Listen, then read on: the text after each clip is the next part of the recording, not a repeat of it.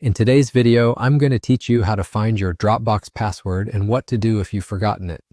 The short answer is that Dropbox keeps your password private for your security, so you can't view it anywhere inside your account. But I'll show you exactly where the password settings live and how to reset it if you don't remember it. Start on the Dropbox homepage while you're signed in. Look toward the top right corner of the screen.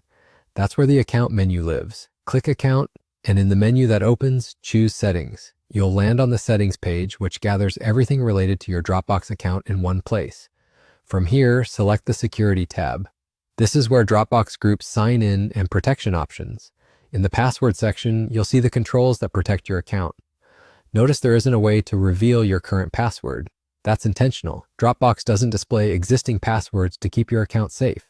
What you can do here is change your password.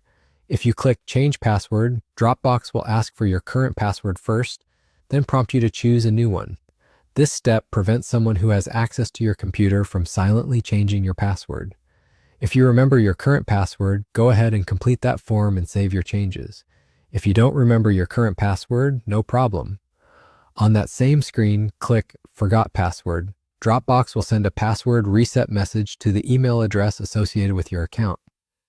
Keep an eye on your inbox and follow the instructions in that email to set a new password. The link in that message guides you through the reset process step by step. And remember, you'll need access to the email on your Dropbox account to complete the reset. A quick tip while you're here. When you set your new password, make it unique and hard to guess.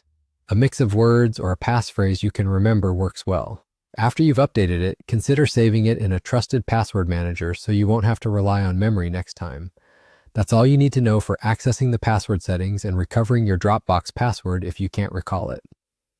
Thanks for watching, and if this helped, feel free to come back to these steps anytime you need a refresher. I'll see you in the next one.